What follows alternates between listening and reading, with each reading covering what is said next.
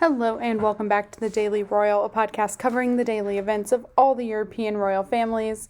Today we are going to be talking about the very small number of events that happened on Tuesday, February 2nd of 2021. Really, guys, this is going to be like a shorter one because there just wasn't that much happening. I guess all of the excitement over the past few days just has worn down. We are going to go backwards to forwards again, so typically we'd be starting with Sweden. However, there were no events today in Sweden, so we are jumping right in with the Spanish royal family.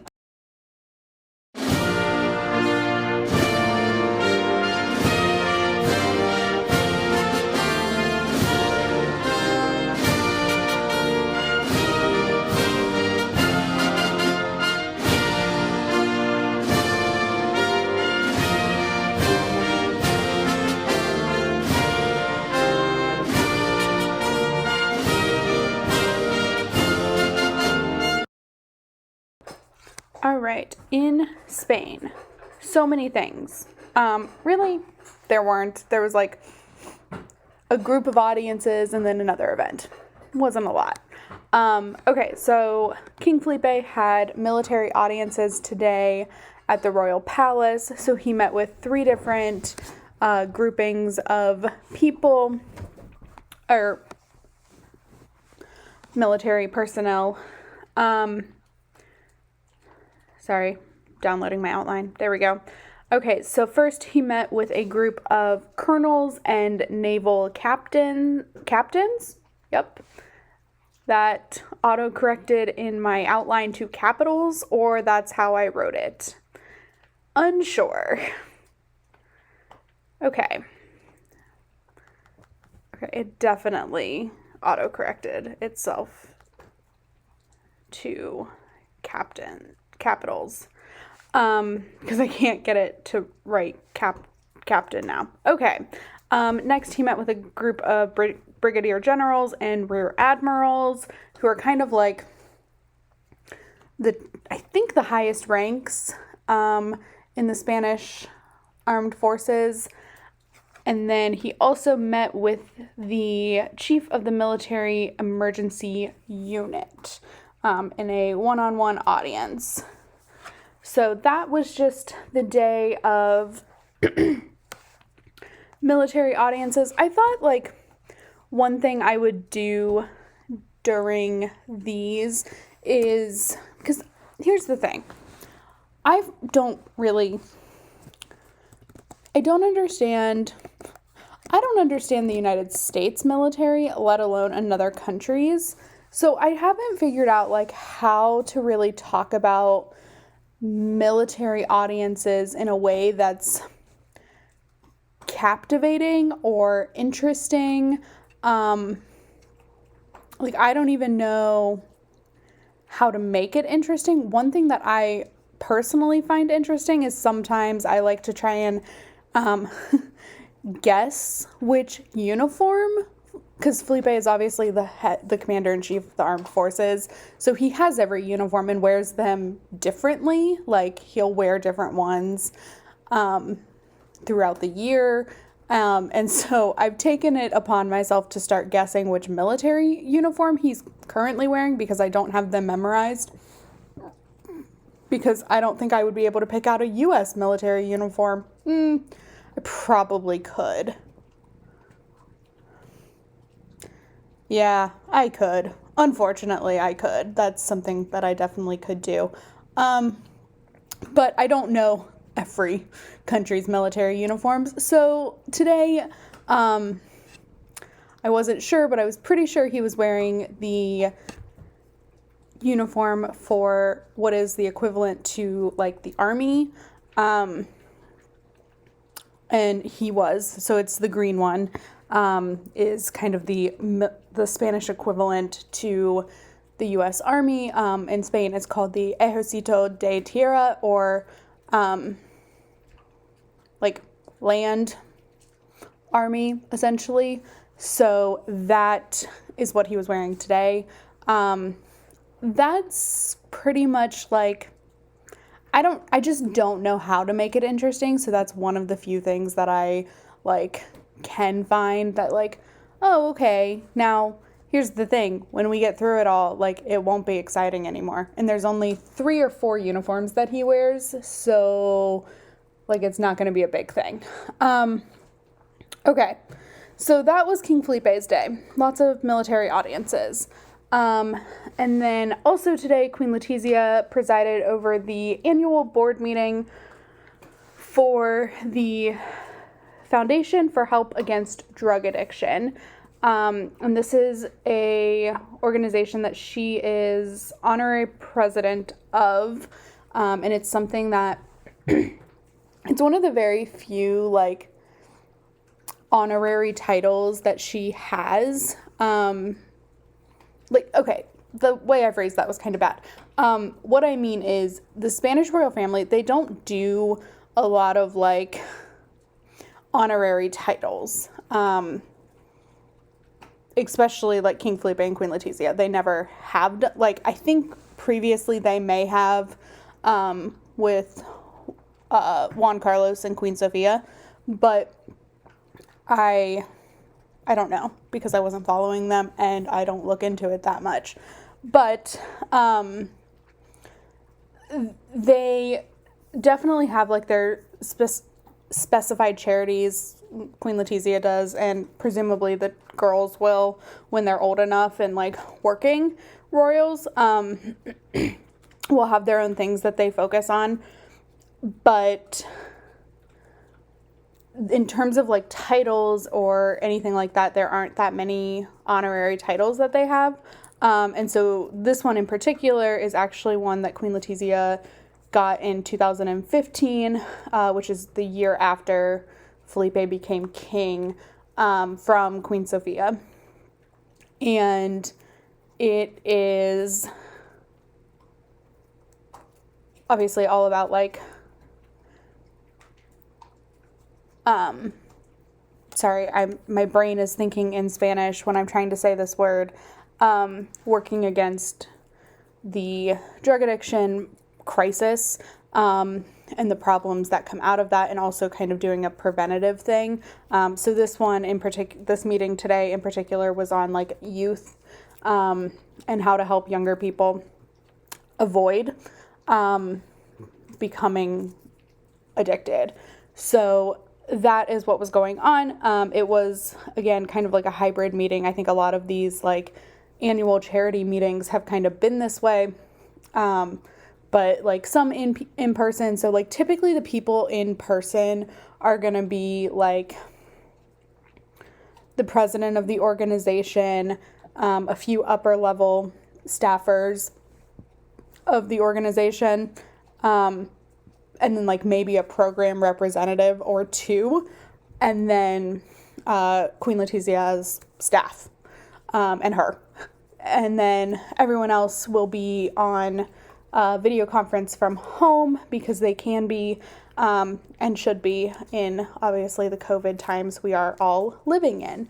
So that was that event today, and yeah, it was just an interesting, it was kind of a boring day for the Spanish royal family. I will not lie, I miss very much I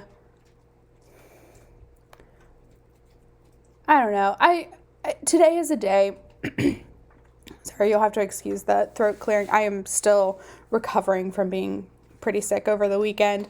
I don't know, today's just a day where I like miss pre-COVID life, and it just hasn't been a great day, and we'll get to some of why in just a second, but like it just hasn't been a great day, so I'm like struggling a little bit here.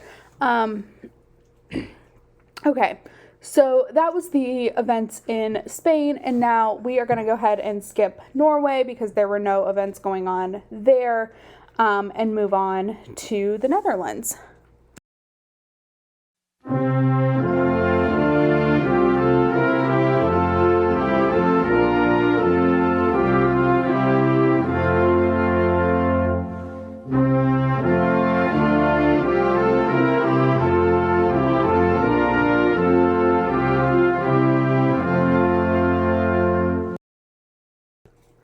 So, in the Netherlands today, King Willem-Alexander held a working visit to Ginnepier Park Sports area, where he talked to different gym managers, different program managers, all about the effects of COVID on their programming.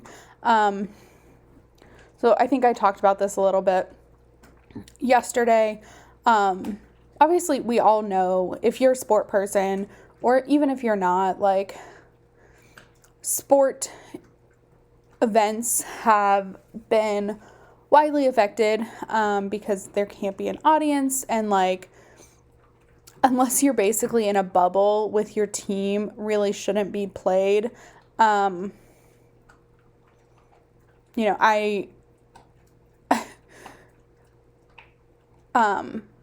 I don't know, there's just a lot of ins and outs, and I don't pay attention to sports, so I don't quite understand how sporting events are happening. I did listen to a podcast today. Well, okay, I listened to a segment of a podcast today. So for those who don't know, I did a news blackout starting on January 21st for a week, 7 days. I tried to consume as little news as possible. In fact, anyone in my life who tried to tell me news, I was pretty much please stop telling me, because I don't want to know. I'll catch up when I need to, and that's it. But when I went back, I've gone back to news very intentionally. I'm doing it in a very, minimalistic, or at least mindful way. I'm reading 5 to 7 articles a day about things that I find interesting. I did a subscription to Apple News Plus, which gives me a lot of access to articles that are more focused on what I want to read. And so I do 5 to 7 of those a day, plus a 15-minute podcast from, if you're in the States, it's from NPR.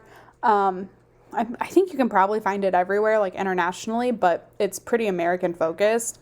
But it's 15 minutes, and it basically tells you the headlines of the day.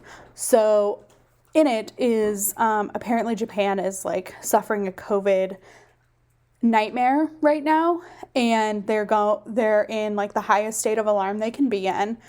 And the Olympics are in Tokyo, and the 2020 Olympics were supposed to be in Tokyo last year. Those were postponed to this summer, and are scheduled to be in Tokyo this year. However, they go out of this state of alarm status, this particular one, 8 days before the Olympic torch relay. So that is just crazy.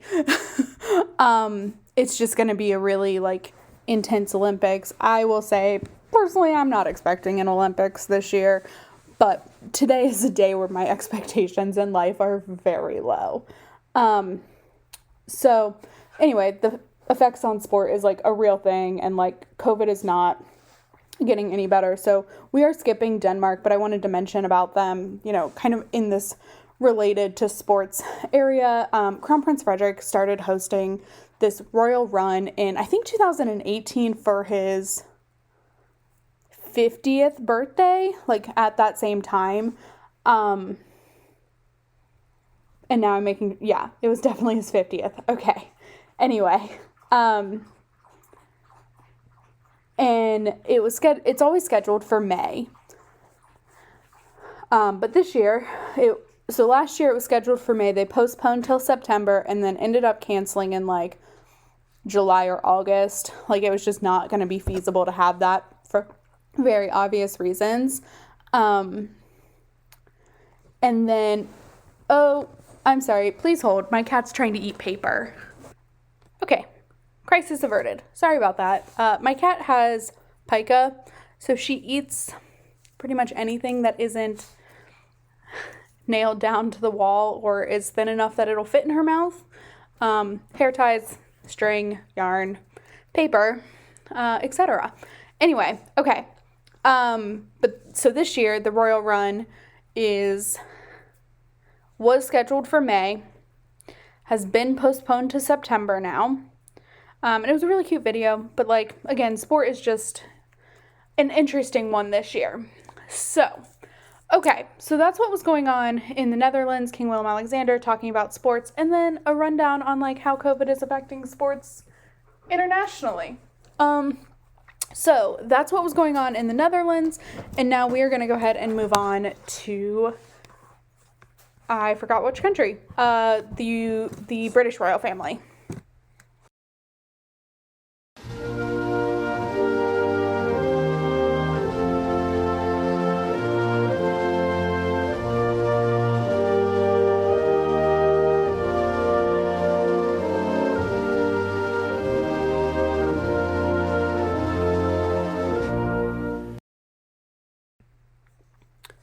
So today in the British royal family, I don't have necessarily an update on events. In fact, you know what? I am going to go ahead and pull up the court circular right now, and then we'll talk about the thing that I want to talk about. So let me take a quick peek here at the court circular. Okay, so there is a good little bit on the court circular, so we'll start there and then go on to the topic of the day. Okay, so today the Prince of Wales held a meeting with the Prince's Foundation via video link. Then he had his Sustainable Markets Initiative meeting via video link, and the Duchess of Cornwall today held a telephone meeting with a trustee for the organization Elephant Family.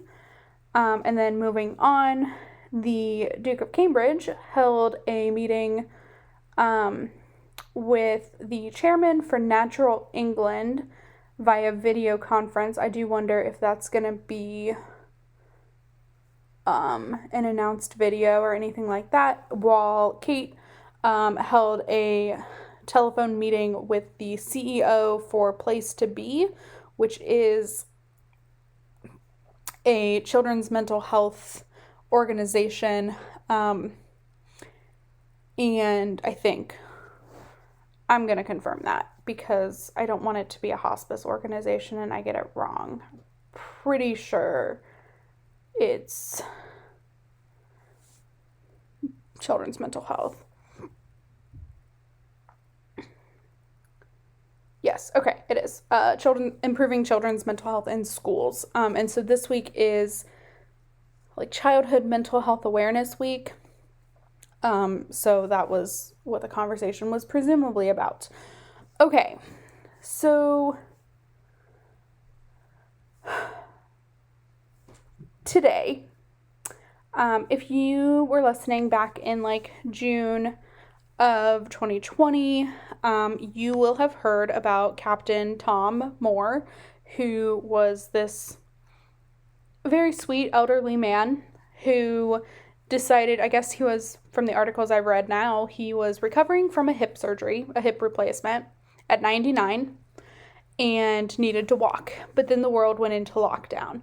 So the thing that he did was he walked laps around his garden, his yard, to help himself recover.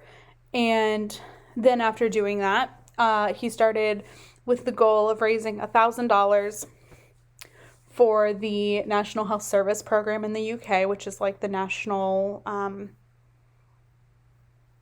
medical provider, government-funded medical provider. And he raised 38 million pounds or $45 million for the NHS during the pandemic. So in June, he was knighted and became Captain Sir Tom Moore. And so it was like the only ceremony really that the Queen did. It's one of the only events she's done since March of last year. It was outside. It was like this really great thing. And so he was diagnosed with COVID on January 22nd. And sadly, it was announced today that he passed away following complications from his COVID diagnosis. So that was very, very sad. And the reason that I'm talking about it is because every single social media account run by the royal family of the UK shared their condolences. And it's just because this guy was like such a hero, and he became internationally known at 99 years old. And I don't know, it's just a really great story. It truly, like, of all the death and despair of this year, like, this one hit me the hardest. Like, I definitely cried, because he was just such, like, an inspirational guy. So that's why I wanted to talk about it in this segment. And it was definitely, a really sad thing. So that's what was going on in the UK today. And now we are going to go ahead and move on to Belgium very quickly.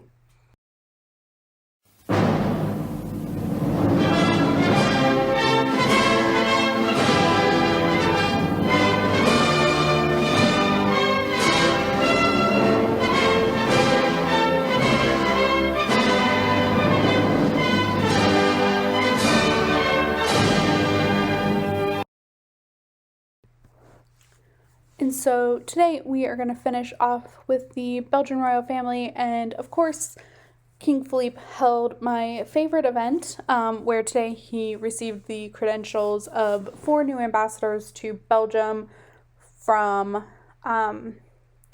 Jordan, Haiti, Chad, and South Africa. So they and their invited guests presented their credentials from their head of state and went through the ceremony, and it's just, y'all, I love it, but I talked about it yesterday, so there's not really a whole lot to say. So just, yeah, that's what was going on today. I'm sorry I'm a little low energy. Like I said, I'm not feeling really great. I took a really late nap, which is weird for me. I was exhausted at like 6:30 or 6, I don't even know. And then I woke up and I'm just like, I'm a little out of it. It's 8 p.m. I've been up for an hour and a half. Like, I'm just really out of it. And like, it was just kind of an off day for me. So sorry about that. But that's what was going on today. I will be working on photos for the website and Instagram. So thedailyroyal.com and the Daily Royal on Instagram. Please go check those out. And yeah, I think that's it for today. So please like and review this podcast, and I will talk to you all tomorrow. Have a great one. Bye.